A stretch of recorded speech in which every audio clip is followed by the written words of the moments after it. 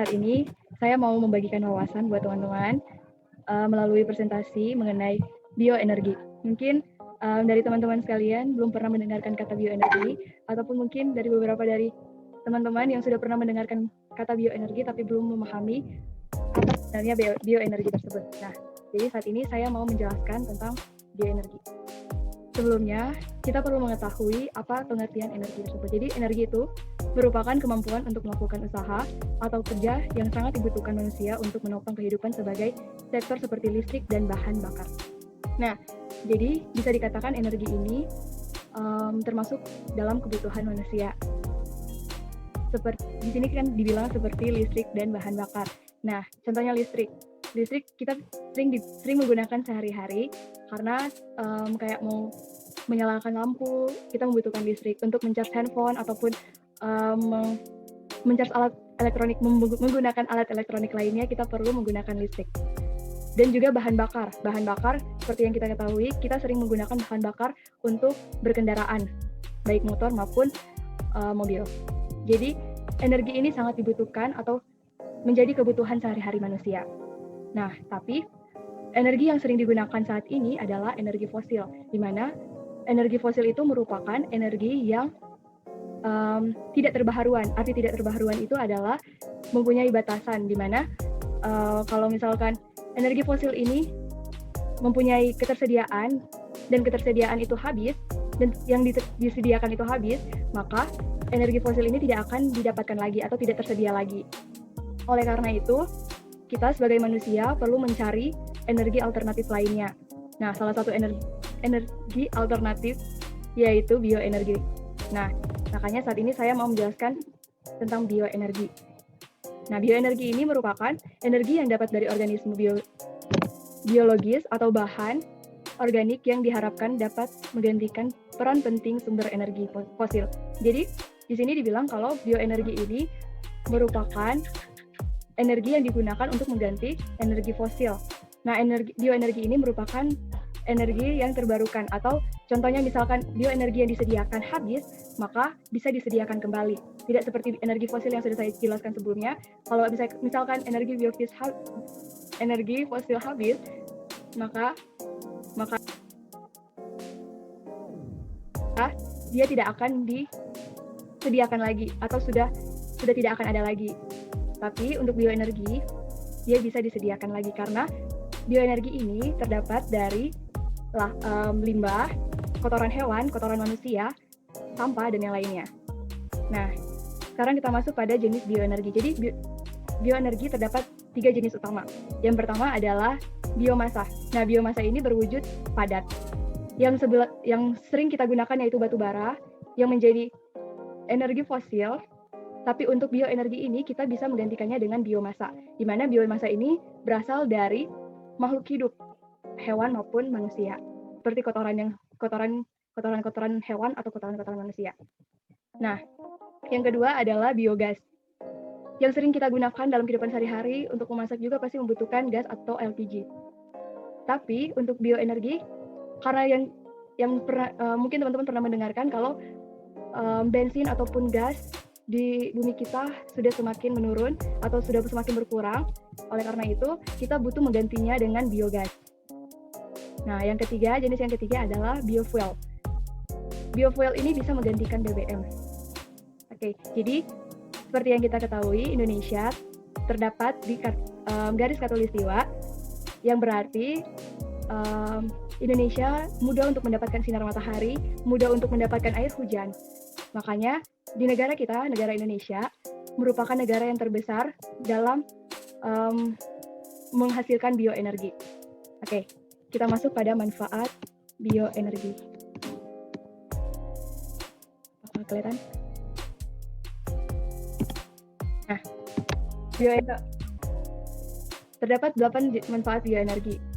Manfaat yang pertama adalah sebagai energi terbarukan, sama seperti yang saya sudah jelaskan sebelumnya, di mana kalau misalkan bioenergi habis, dia bisa disediakan kembali. Nah, manfaat yang kedua adalah lebih ramah lingkungan. Jadi, dengan adanya bioenergi, dia juga bisa dapat membersihkan lingkungan sekitar kita. Nah, yang ketiga adalah rendahnya emisi, dapat merendahkan emisi. Yang keempat, untuk tidak tergantung pada iklim dan musim. Yang kelima, dapat menggunakan ekonomi rakyat. Yang keenam, pemanfaatan limbah. Yang ketujuh, meningkatkan ketahanan dan keamanan energi, kemandirian energi. Dan yang kedelapan, untuk menghemat devisa negara. Nah, bioenergi ini juga mempunyai potensi, khususnya di negara kita, yaitu negara Indonesia. Di mana di Indonesia ternyata bisa menghasilkan sampai mencapai 32 gigawatt untuk digunakan sebagai listrik. Nah, nyatanya 3,2 gigawatt ini ternyata berasal dari limbah kelapa sawit, tebu, karet, padi, jagung, limbah kayu, maupun sampah perkotaan. Jadi, seperti artikel yang saya sudah baca sebelumnya, ternyata yang paling banyak digunakan adalah kelapa sawit. Nah, di sini dibilang katanya Kementerian ESDM ataupun Kementerian Energi Sumber Daya Manusia mengembangkan bioenergi melalui yang pertama biomasa yang dijadikan untuk listrik, yang kedua biogas untuk membantu keperluan rumah tangga, industri dan juga pembangkit listrik, dan yang ketiga bahan bakar nabati untuk keperluan transportasi. Nah, dari yang sudah saya jelaskan tentang kelapa sawit, seperti pada contoh ini, ternyata negara Indonesia termasuk negara terbesar penghasil dan pengekspor kelapa sawit, yang dimana kelapa sawit ini dapat dimanfaatkan untuk biodiesel. Nah, biodiesel ini dapat dijadikan untuk B30. B30 itu didapatkan dari 30% biodiesel dan ditambah dengan 70% solar. Nah, B30 ini dimanfaatkan untuk ketahanan energi. Dapat juga untuk menambah pendapatan ekonomi rakyat dan lain sebagainya. Contoh lain seperti sampah perkotaan. Jadi, sampah perkotaan itu akan digabungkan dengan hasil hutan dan juga limbah industri dan akan menghasilkan RDF atau Refuse Derived Fuel yang dijadikan sebagai bahan baku seperti yang digunakan pada pabrik semen. Ada juga contoh yang lainnya seperti buah yang sudah busuk. Jadi buah yang sudah busuk kebanyakan di pasar banyak, dan itu mereka ambil, nantinya mereka akan mengolah buah busuk itu, dan mereka akan menyaringnya, kemudian mereka akan menutupnya secara rapat, mereka akan melakukan proses yang dinamakan proses anaerob atau tidak ada oksigen, dan nantinya proses anaerob itu dari yang sudah diuraikan, mereka akan menghasilkan senyawa yang bisa, saya lupa namanya, tapi senyawa itu dapat menghasilkan listrik, di mana listrik itu dapat menyalakan lampu, dapat juga untuk menyalakan api pada kompor dan lain sebagainya. Jadi itu adalah salah satu proses dari biomasa, di mana terbuat dari buah-buah busuk. Jadi walaupun buahnya sudah busuk, bukan berarti kita harus tinggal membuangnya, tapi itu bisa dapat diolah menjadi kebutuhan listrik dalam kehidupan kita sehari-hari. Nah, kalau kita lihat pada gambar ini, di situ terdapat warna biru. Nah, warna biru itu merupakan negara kita, yaitu negara Indonesia, terdapat pada tingkat yang ke-8.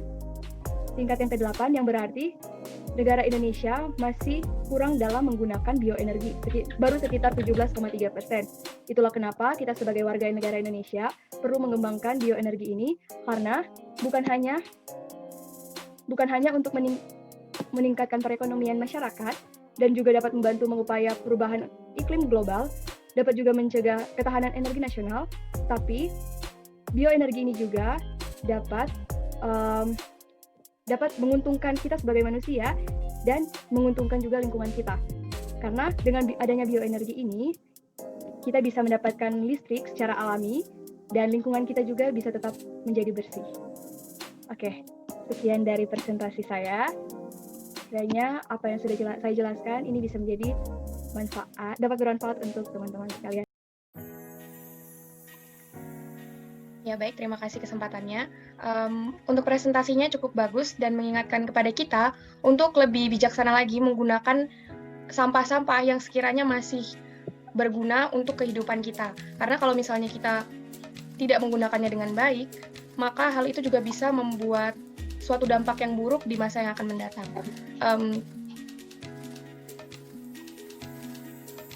Lira, saya boleh bertanya? Oh ya, boleh. Kira-kira apa ya dampak negatif yang paling membahayakan dari presentasimu itu? Dampak negatif dari bioenergi. Iya. Sebenarnya dampak negatif dari bioenergi mungkin dampak negatifnya terdapat di dalam cara pengolahannya. Karena cara pengolahannya saat ini masih sangat sulit, jadi perlu berhati-hati dengan cara pengolahannya. Karena bisa jadi kalau misalnya kita salah mengolahnya, maka listriknya itu akan membahayakan keadaan di dalam rumah ataupun gas yang kita hasilkan. Seperti yang saya sudah jelaskan, jika kita salah mengolahnya, maka gas itu bisa jadi akan meledak di dalam rumah. Seperti itu. Terima kasih. Mungkin ada teman-teman lain yang mau berkomentar. Seperti Esther. Sudah jelas, Lira. Mantap. Oke. Ada yang lain? Man? Nah, tunggu. Mau tanya. Jadi gini, Lira. Kan kalau misalnya mau diolah biogas itu, apalagi dari sampah ataupun kotoran hewan,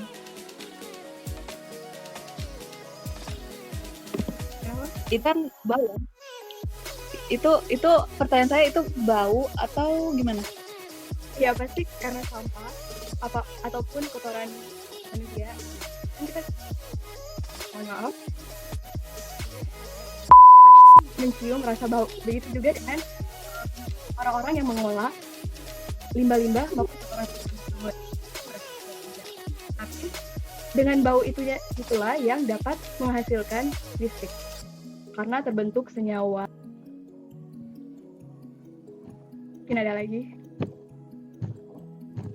Mau bertanya. Tadi kan dijelaskan tentang bioenergi dari tumbuhan. Ya, tadi misalnya itu kelapa sawit yang busuk diolah kan. Nah, apakah ada batas misalnya itu diolah lalu jadi, ataukah itu bisa diolah kembali atau itu langsung dibuang gitu aja energinya itu? Terima kasih. Terima kasih. Tapi pengolahannya bukan secara padat tapi secara cair. Jadi saya pernah nonton video, bukan pernah tapi tadi saya nonton video di mana video itu menjelaskan kalau dalam pengolahan dia membutuhkan air 1/2, yang artinya contohnya misalkan kita menaruh limbah 1 ember, berarti air yang akan kita masukkan harus 2 ember. Jadi harus lebih banyak air biar walaupun dia sudah lama tapi dia masih bisa diproses kembali. Mungkin ada lagi? Oke, kalau sudah tidak ada, terima kasih buat partisipasi kalian. Kiranya ini bisa bermanfaat.